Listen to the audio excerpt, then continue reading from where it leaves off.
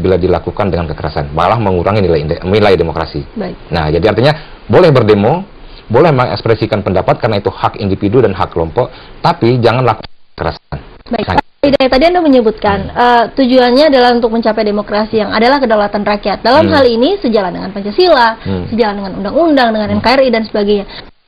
Ini diselenggarakan oleh Bappenas seperti itu. Ini adalah lembaga pemerintahan. Pertanyaannya kemudian, apakah kemudian hasil ini cukup objektif atau kemudian jangan-jangan ada opini atau ada pendapat yang menganggap bahwa ini ditujukan untuk kepentingan pemerintah misalnya? Ya. Ini pertanyaan yang sering muncul, bahwa bahkan tidak hanya Bappenas yang kemudian dikaitkan dengan ID tadi, karena yang juga membantu mensponsori, bukan mensponsori, membantu memfasilitasi Indeks Demokrasi Indonesia semenjak dari awal juga adalah UNDP. Sehingga sering juga muncul pertanyaan-pertanyaan, apa ini juga nggak ada kepentingan dari pihak asing di dalamnya? Kemudian pertanyaan yang sama juga, apakah ini merupakan pesanan dari pihak pemerintah pusat? Jangan-jangan hasilnya di-drive untuk kepentingan tertentu. Itu pertanyaan-pertanyaan sering sekali muncul. Ini perlu penjelasan yang tegas bahwa saya terlibat dalam penyusunan Indeks Demokrasi Indonesia ini semenjak dari awal, semenjak tahun 2007. Dan di situ terlihat jelas sekali bahwa pihak Bappenas maupun dari pihak UNDP itu hanya membantu memfasilitasi saja, karena untuk menyusun sebuah indeks ini perlu energi yang cukup kuat, sumber daya yang cukup kuat, termasuk sumber daya dana ya, yang cukup kuat dibutuhkan. Nah, Bappenas dan UNDP saya rasakan betul bahwa mereka hanya memfasilitasi, mulai dari konsep awal ini diserahkan kepada 5 orang tim ahli yang tergabung dalam Indeks Demokrasi Indonesia ini. Satu diantaranya adalah saya, dan proses perumusan aspek, variabel, dan indikator itu murni dilakukan oleh 5 tim ahli. Nah, itu dalam perumusan konsep. Nah, kemudian dalam proses pengumpulan data, ini dilakukan oleh BPS, dan kemudian BPS pun dalam mengumpulkan data ini bekerja sama dengan Pokja. Nah, ini Pokja yang dibentuk di setiap daerah, berarti ada kelompok kerja unsur lokal di 33 provinsi. Jadi kehadiran dari Pokja, kemudian keberadaan dari 5 tim ahli, ini juga merupakan bukti kuat bahwa independensi dari Indeks Demokrasi Indonesia ini. Artinya untuk menjaga kemurnian dari Indeks Demokrasi Indonesia terhadap intervensi dari pihak pemerintah, baik pusat maupun daerah, maupun dari pihak kepentingan lembaga-lembaga lain. Karena kami dari tim ahli ini punya hak untuk mengatakan bahwa data ini diragukan atau data ini perlu diperbaiki dan lain sebagainya. Baik. Nah, gitu. Pak Pri, Anda adalah salah satu tadi yang merupakan Pokja untuk wilayah Jawa Timur, seperti itu ya Pak Pri. Ini adalah salah satu bentuk tadi sempat disebutkan oleh Pak Hidayat untuk melibatkan unsur lokal di dalamnya. Tetapi sejauh ini keterlibatannya sudah seperti apa sih Pak untuk Pokja wilayah Jawa Timur? Terutama yang selama ini kita terlibat itu dalam mendiskusikan hasil pencatatan. Lalu kita selenggarakan, selain ada wawancara pada tokoh-tokoh, tapi juga ada satu forum di mana berbagai elemen yang selama ini memantau kegiatan itu, kita diskusi apa betul catatan ini benar segala macam. Nah, itu yang terjadi. Dan terkait dengan pertanyaan Anda tadi, yang lebih saya dengar di mana-mana, kadang-kadang orang masih kecewa dengan hasil. Karena tadi indikator yang dipilih itu belum sepenuhnya dipahami.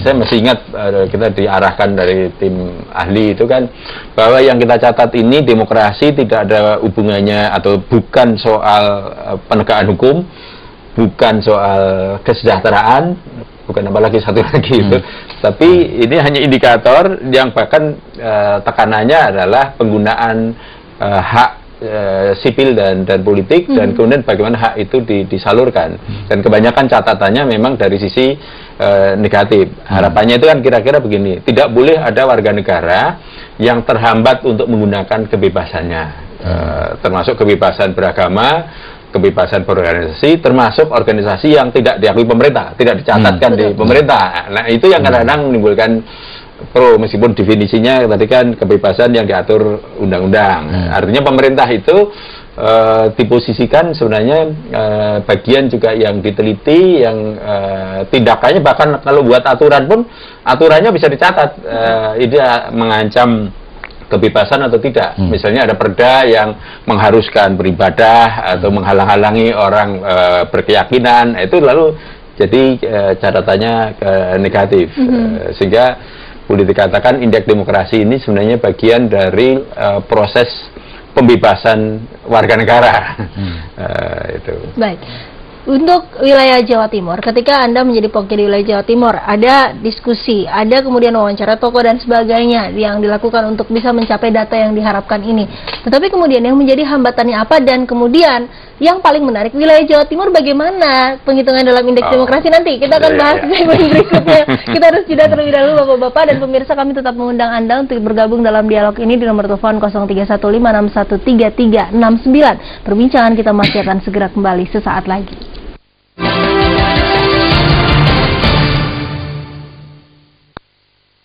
Dipersembahkan oleh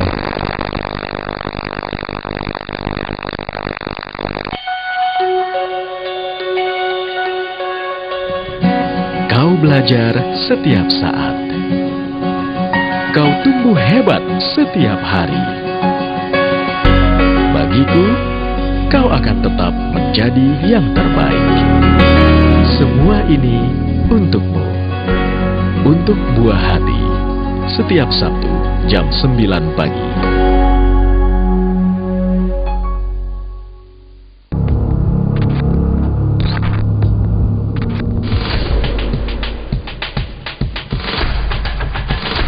Tiga Fakta Membuka Mata 360 setiap Kamis jam 8 malam.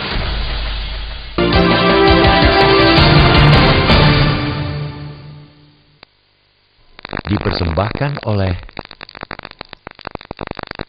yang ditandati indeks itu hanya pemilu. Anda masih bersama kami pemirsa dalam program Dialog Titik Tengah Spesial. Kita masih membahas mengenai indeks demokrasi Indonesia untuk pembangunan khususnya di wilayah Jawa Timur. Tadi kita sudah sampai di permasalahan ini, Pak Priyatmoko. Ketika menyusun data untuk wilayah Jawa Timur, apa yang menjadi hambatan? Bukan hambatan dalam menyusun. Kami kan tugasnya mencatat.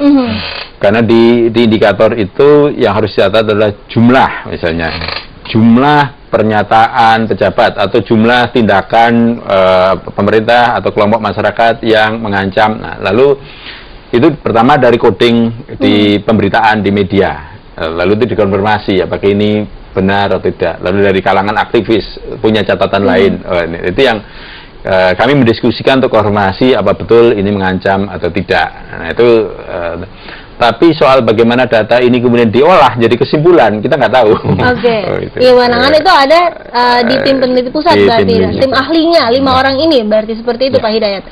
Hasilnya seperti apa untuk wilayah Jawa Timur? Ini pasti menarik tentunya untuk masyarakat wilayah Jawa Timur. Baik, sebelum sampai ke situ hasilnya, mungkin sedikit pendek saja saya ceritakan proses hingga sampai kepada hasil akhir ini, gitu ya. Di Indeks Demokrasi Indonesia ini setiap indikator dari variabel-variabel yang 12 tadi itu selalu melihat dua sisi. Jadi dari sisi negara, arti pemerintah di sini, dan dari sisi masyarakat. Jadi misalnya kalau mengukur kebebasan berpendapat, yang dilihat adalah seberapa banyak kekangan atau hambatan yang dilakukan oleh pihak pemerintah terhadap kebebasan berpendapat, satu indikatornya. Pada sisi lain juga dilihat seberapa banyak kekangan yang dilakukan oleh masyarakat terhadap masyarakat yang lain. Nah, jadi selalu dilihat dua sisi. Nah, jadi itu berlaku di 12 indikator, selalu dua sisi seperti itu. Nah, bagaimana mengumpulkan datanya? Itu dilakukan pertama dengan mereview hasil mereview media, itu berita-berita yang muncul di surat kabar. Kita pilih ada beberapa surat kabar sebagai sampel di setiap provinsi. Nah, itu dicari berita mulai dari Januari tahun yang bersangkutan sampai dengan Desember tahun yang bersangkutan. Itu sebabnya indeks demokrasi pada tahun tertentu itu harus muncul di tahun berikutnya, karena harus meliput berita atau informasi dari Januari sampai Desember. Nah, setelah itu juga dilakukan melalui dokumen, jadi tidak hanya dari media saja, tapi juga dari dokumen-dokumen objektif, data-data objektif. Nah, berikutnya metode yang ketiga adalah setelah diperoleh data dari review media dan dokumen, dilakukan FGD. Nah, di FGD juga didiskusikan dan juga dieksplorasi, diklarifikasi sejumlah data yang telah diperoleh. Nah, lebih jauh dari itu juga dilakukan wawancara. Nah, setelah itu dilakukan, maka diperolehlah data yang disebut dengan data kuantitatif dan data kualitatif. Data kuantitatif dalam bentuk jumlah angka itu dari hasil review media dan review dokumen. Dari hasil FGD dan wawancara karena bentuknya kata-kata, kualitatif. Nah, dua data inilah yang kemudian nanti digabungkan dan dinilai oleh tim ahli untuk menentukan skor indikator dari masing-masing variabel. Kita punya 28 indikator. Nah, misalnya dalam kebebasan berpendapat, dari data hasil review media dan review dan dari dokumen mengatakan bahwa suatu provinsi nilainya adalah 60 misalnya. Tapi data FGD mengatakan bahwa terdapat beberapa data yang telah direview tadi dipertanyakan di dalam FGD.